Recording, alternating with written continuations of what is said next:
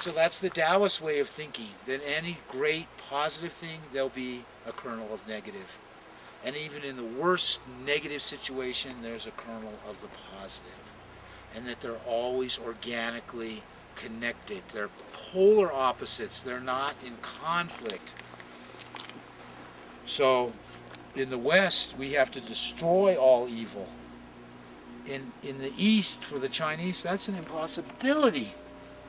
Because to destroy the earth is to destroy the water.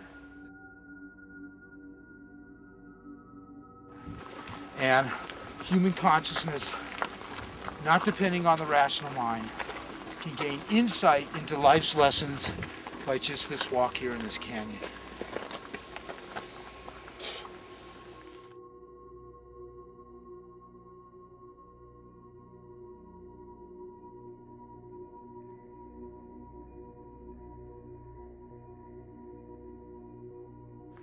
Part of the insight is that we search our entire lives for life's lessons that we hold right within ourselves all the time. Because we are the universe. We've set ourselves up from being separate from it.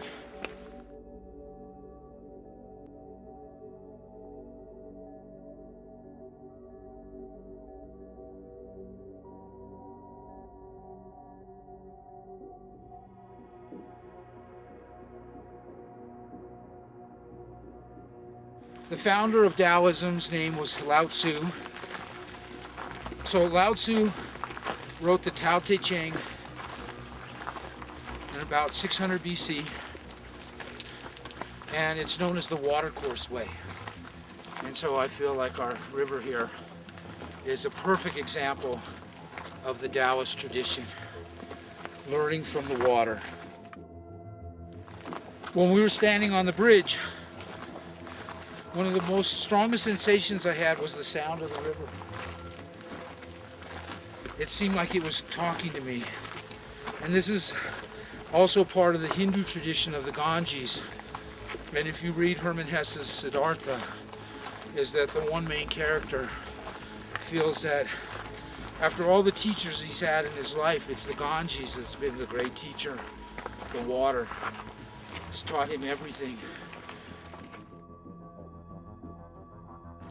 Even when I think of how powerful humankind has gotten, I think we could probably do it, but it'd be really difficult to make a canyon like this. What made this canyon? The water. Water. Which we consider to be one of the weakest of all elements in the universe. No matter what you do with it, it gives. It gives to whatever you want. But yet, it can cut this canyon. It's the most powerful.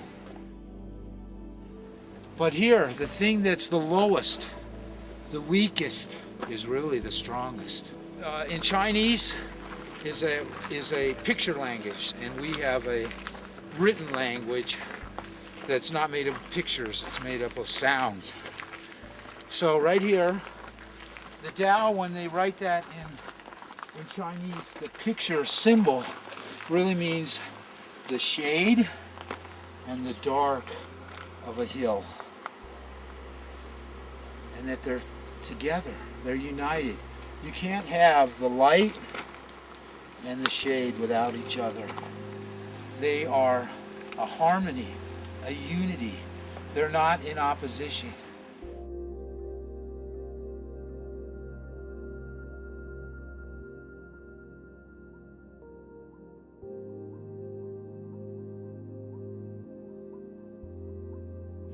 And most of the times we think of ourselves as being mechanisms. Because even the way our language is, our mind is inside of our body, rather than our mind is our body is our mind. That we are an organic pattern. Human beings are organic patterns. Our bones, under a microscope, have the pattern of water. Our ligaments, our muscles, our organs, all have the pattern of water. Taoists think that water actually has consciousness, and rocks, etc. When you pour water down, it moves like water. It has water consciousness. But we have a way of thinking that only human beings have consciousness. There are all kinds of consciousness. The moon has its moon consciousness. But we put our blinders on when thinking only we are conscious, that we have the only right to conscious. We know all the animals are conscious. We don't quite accept that the earth has consciousness or the moon does. It's because we have certain kinds of ways that we're looking at the world. We haven't opened up the parachute. We've kept it a little closed.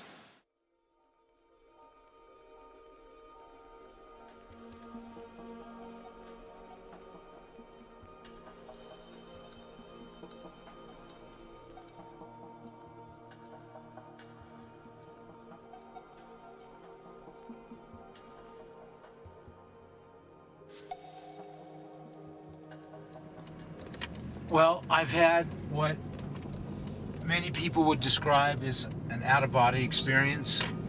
I've had that a few times in my life, but my knowledge and wisdom has taught me that to keep those grand spiritual experiences in balance, along with the small ones, a small smile, a glint in a person's eye, the compassion or caring of a loved one, or even a stranger, to me is just as important as those super special spiritual experiences.